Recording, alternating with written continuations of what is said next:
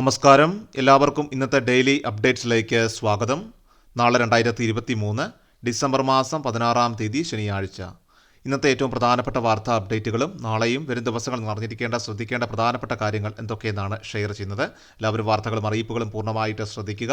ഈ വീഡിയോ നിങ്ങളൊന്ന് ലൈക്ക് ചെയ്ത് കാണുക. എല്ലാ പൊതുജനങ്ങളുടെയും അറിവിലേക്കായിട്ട് വാർത്തകളും അറിയിപ്പുകളും മറക്കാതെ ഷെയർ ചെയ്യുക. അതോടൊപ്പം നമ്മുടെ വാട്സപ്പ് ഗ്രൂപ്പിൽ അംഗമാകുവാൻ താല്പര്യമുണ്ടെങ്കിൽ വാട്സപ്പ് ഗ്രൂപ്പിൽ ജോയിൻ ചെയ്യുക. വാർത്തകൾ അറിയിപ്പുകളൊക്കെ വാട്സപ്പ് ഗ്രൂപ്പിൽ ലഭ്യമാകും. ലിങ്ക് ഡിസ്ക്രിപ്ഷൻ ബോക്സിലുണ്ട്, അതുപോലെ കമൻറ്റ് ബോക്സിലും പിൻ ചെയ്തിട്ടുണ്ട്. എല്ലാവരും ക്ലിക്ക് ചെയ്ത് ജോയിൻ ചെയ്യുക. ആദ്യത്തെ പ്രധാനപ്പെട്ട വാർത്താ അപ്ഡേറ്റ്, സാമ്പത്തിക പ്രതിസന്ധിക്കിടെ സംസ്ഥാനത്തിന് താൽക്കാലിക ആശ്വാസവുമായിട്ട് കടമെടുപ്പ് പരിധിയിലെ കേന്ദ്ര ഇളവ് ഇപ്പോൾ വന്നിരിക്കുകയാണ്. കേരളത്തിന് കടമെടുക്കാവുന്ന തുകയിൽ നിന്ന് കിഫ്ബിയും പെൻഷൻ കമ്പനിയും എടുത്ത വായ്പാ ഇനത്തിലെ 3140 കോടി കുറച്ച നടപടിയാണ് കേന്ദ്രം മരവിപ്പിച്ചത്. നിലവിലെ പ്രതിസന്ധിക്ക് കാരണം കേന്ദ്രം വായ്പാ പരിധി വെട്ടിക്കുറച്ചതാണെന്നാണ് കേരളത്തിന്റെ ഏറെ നാളായിട്ടുള്ള പരാതി. ഇത് സംബന്ധിച്ച് ധനമന്ത്രി കെ എൻ ബാലഗോപാലും കേന്ദ്രമന്ത്രി വി മുരളീധരനും പലവട്ടം ഏറ്റുമുട്ടുകയും ചെയ്തിരുന്നു. കടമെടുപ്പ് പരിധിയിൽ നിന്ന് 3140 കോടി വെട്ടിക്കുറച്ച നടപടി ഒരു വർഷത്തേക്കാണ് നീട്ടിവെച്ചത്. ഇതോടെ ഈ തുക കൂടി മാർച്ചിന് മുൻപ് കേരളത്തിന് കടമെടുക്കുവാൻ സാധിക്കും. 3140 കോടിയിൽ 2000 കോടി രൂപ ഈ മാസം 19-ന് കടമെടുക്കും. ക്രിസ്മസിന്റെ ഭാഗമായിട്ട് സാമൂഹ്യ സുരക്ഷാ ക്ഷേമ പെൻഷൻ വിതരണം ചെയ്യാനാണ് ഈ തുക വിനിയോഗിക്കുക എന്നാണ് റിപ്പോർട്ട്. കിഫ്ബിയും അതുപോലെ പെൻഷൻ കമ്പനിയും 2021-22 സാമ്പത്തിക വർഷത്തിൽ 9422 കോടി കടമെടുത്തിരുന്നു. എന്നതിനെ അടിസ്ഥാനപ്പെടുത്തി 2022-23 മുതൽ 24-25 വരെ 3 വർഷങ്ങളിലായിട്ട് 3140 കോടി രൂപ വീതം കടമെടുപ്പ് പരിധിയിൽ നിന്ന് വെട്ടിക്കുറയ്ക്കാനായിരുന്നു തീരുമാനം. കേരളത്തിന്റെ നിരന്തര ആവശ്യത്തെ തുടർന്നാണ് ഈ നിലപാട് കേന്ദ്രം മയപ്പെടുത്തുകയും അടുത്ത വർഷത്തേക്ക് നീട്ടിവെക്കുകയും ചെയ്തത്. എന്നാൽ ഈ തുക അടുത്ത 2 വർഷങ്ങളിലെ വായ്പാ പരിധിയിൽ കുറവ് വരുത്തുമോ എന്ന ആശങ്കയും ഉയരുന്നു. അടുത്ത പ്രധാനപ്പെട്ട വാർത്താ അപ്ഡേറ്റ്, കാർഷിക വായ്പയ്ക്ക് കർശന നിയന്ത്രണം ഏർപ്പെടുത്തി കേന്ദ്ര സർക്കാർ.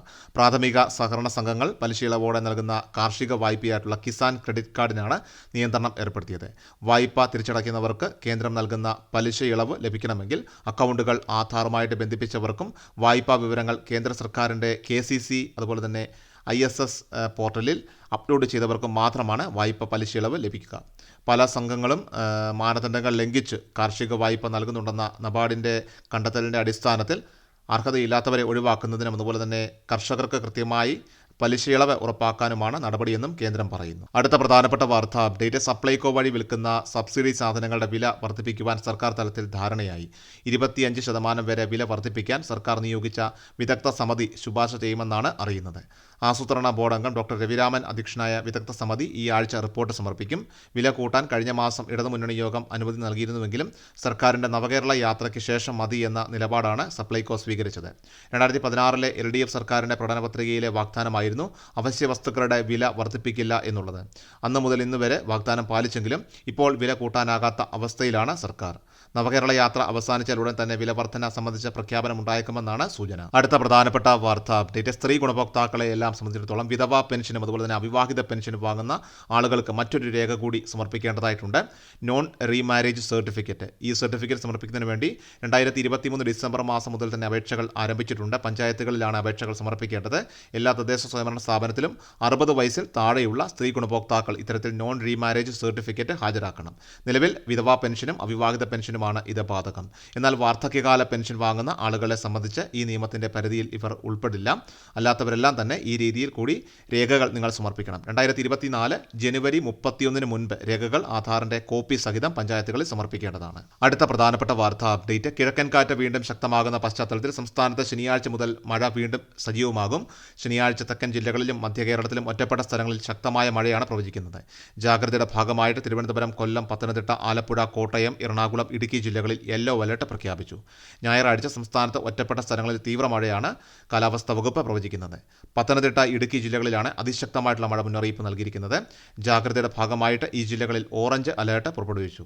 ഇതിനു പുറമെ തിരുവനന്തപുരം, കൊല്ലം, ആലപ്പുഴ, കോട്ടയം, എറണാകുളം, പാലക്കാട്, മലപ്പുറം ജില്ലകളിൽ ഒറ്റപ്പെട്ട സ്ഥലങ്ങളിൽ ശക്തമായ മഴയ്ക്കും അതുപോലെ തന്നെ കാലാവസ്ഥാ വകുപ്പ് മുന്നറിയിപ്പ് നൽകിയിട്ടുണ്ട്. ജാഗ്രതയുടെ ഭാഗമായിട്ട് ഈ ജില്ലകളിൽ യെല്ലോ അലർട്ട് പ്രഖ്യാപിച്ചു. അവസാനമായിട്ട് സംസ്ഥാനത്തെ സ്വർണ്ണവില പരിശോധിച്ചാൽ സംസ്ഥാനത്ത് കഴിഞ്ഞ ദിവസങ്ങളിൽ ഇടിവ് രേഖപ്പെടുത്തിയ സ്വർണ്ണവില ഇന്ന് കുത്തനെ ഉദിച്ചുയർന്നു. തുടർച്ചയായിട്ടുള്ള 2ാം ദിനമാണ് സ്വർണ്ണവിലയിൽ വർധനവ് രേഖപ്പെടുത്തിയത്. ഇന്ന് വെള്ളിയാഴ്ച 1 ഗ്രാം 22 ക്യാരറ്റ് സ്വർണ്ണത്തിന് 10 രൂപയും അതുപോലെ തന്നെ 1 പവൻ 22 ക്യാരറ്റ് സ്വർണ്ണത്തിന് 80 രൂപയുമാണ് വർദ്ധിച്ചത്. 1 ഗ്രാം 22 ക്യാരറ്റ് സ്വർണ്ണത്തിന് 5775 രൂപയിലും 1 പവൻ 22 ക്യാരറ്റിന് 46,200 രൂപയിലുമാണ് ഇന്ന് വ്യാപാരം പുരോഗമിക്കുന്നത്. ഇന്നത്തെ ഡെയിലി അപ്ഡേറ്റ്സ് ഇവിടെ പൂർണ്ണമാവുകയാണ്. എല്ലാ പൊതുജനങ്ങളുടെയും അറിവിലേക്കായിട്ട് ഈ വാർത്തകളും അറിയിപ്പുകളും നിങ്ങൾ മറക്കാതെ ഷെയർ ചെയ്യുക. അതോടൊപ്പം അതോടൊപ്പം നമ്മുടെ വാട്സപ്പ് ഗ്രൂപ്പിൽ അംഗമാകുക. ലിങ്ക് ഡിസ്ക്രിപ്ഷൻ ബോക്സിലും കമൻറ്റ് ബോക്സിലും നൽകിയിട്ടുണ്ട്. വാർത്തകൾ, അറിയിപ്പുകൾ വാട്സപ്പ് ഗ്രൂപ്പിൽ ലഭ്യമാകും. കൃഷൽ മീഡിയ ന്യൂസ് എന്ന ഫേസ്ബുക്ക് പേജ് കൂടി എല്ലാവരും ഫോളോ ചെയ്യുവാൻ മറക്കാതിരിക്കുക. കൃഷൽ മീഡിയ എല്ലാ ദിവസവും വാർത്തകളും അറിയിപ്പുകളും ലഭിക്കുന്നതിനായി ചാനൽ സബ്സ്ക്രൈബ് ചെയ്യുക. വീഡിയോയുടെ നോട്ടിഫിക്കേഷൻ ഉടൻ ലഭിക്കുന്നതിനായി ബെല്ലൈക്കൺ അമർത്തുക.